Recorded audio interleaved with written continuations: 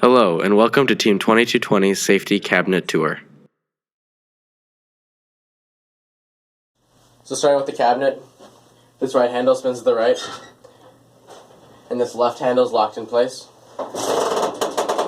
One thing about the cabinet is it will never be blocked and will never lock it, so it's always open.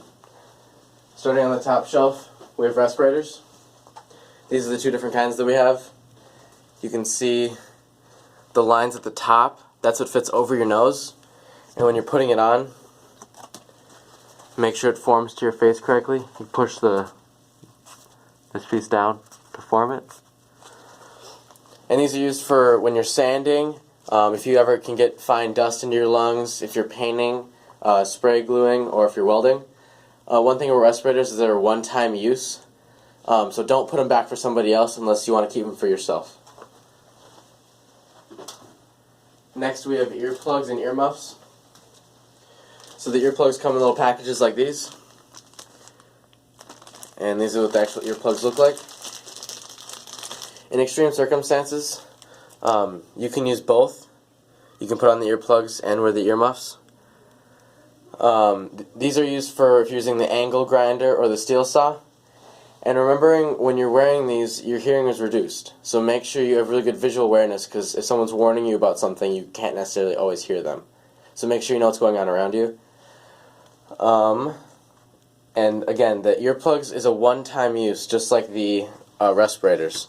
So you can't put them back for somebody else, but you can keep them for yourself.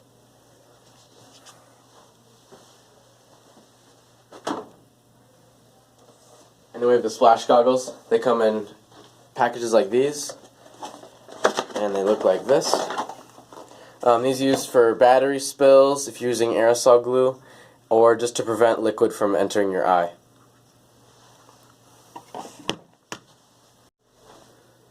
On the next shelf, we have, starting with the safety glass cleaner.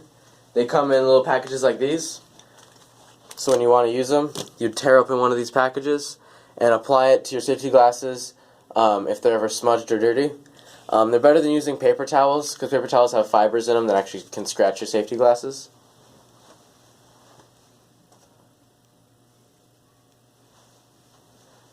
And then next we have the rubber gloves.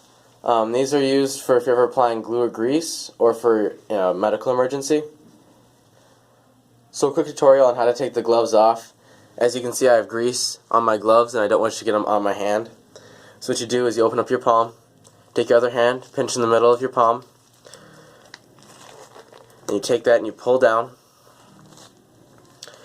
And then you take, when you have that glove off, use your other hand to ball it up in the palm of your hand.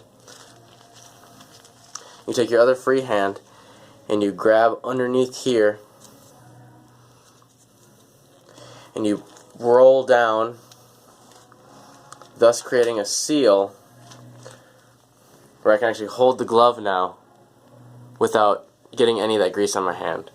So then you take this, especially if it was if this was blood in this situation, you take this and you put it inside of one of these plastic bags.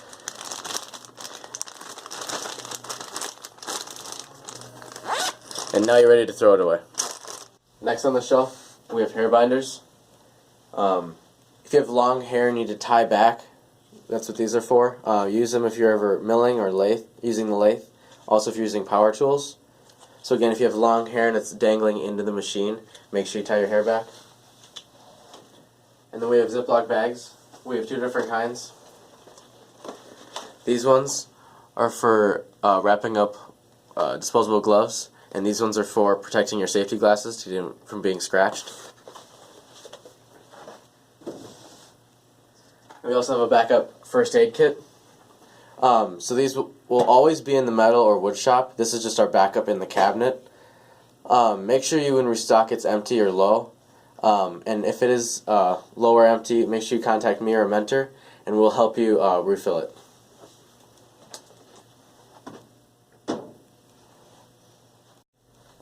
So on the next shelf, we have backup safety glasses. These are used if you forgot yours at home. Just make sure when you take them out, make sure you put them back in. Next we have heavy-duty gloves.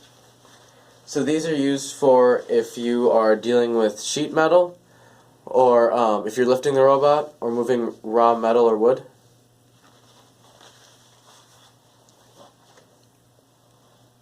Then we have the eye wash. So you spin to open, and then if you have something in your eye, make sure you apply enough to flush out your eye. And we also have this in the wood shop next to the first aid kit.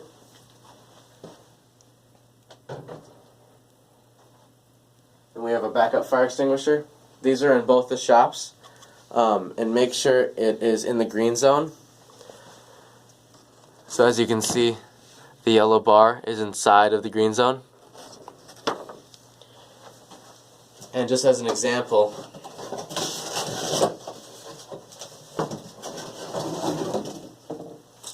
this fire extinguisher is not good, because as you can see, the yellow line is outside of the green zone, so this fire extinguisher is no longer good. Next, we have a container for nasty sharp things. So we put broken drill bits, broken razor blades, or used razor blades in here. So that just keeps them from cutting up anything else inside the trash bag. And then we have the lost and found.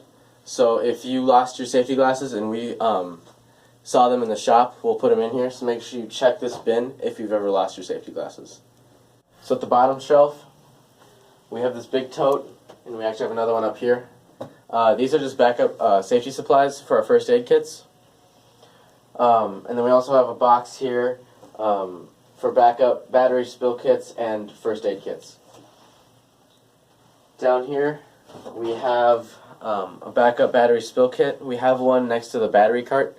So this is just the backup one. For a full tutorial on it, we have a link on our safety page where we made a video last year on it.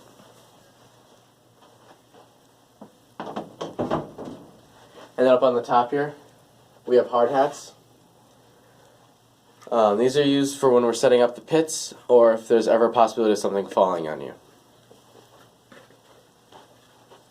And then on the side of the safety cabinet, we have a material data sheet.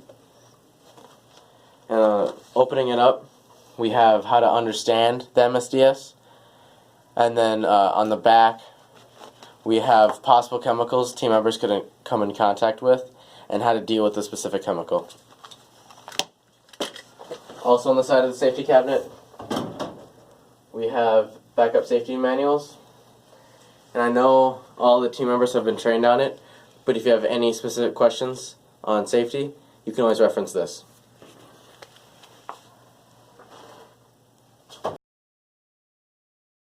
Thanks for watching, and remember, think safe, act safe, and be safe.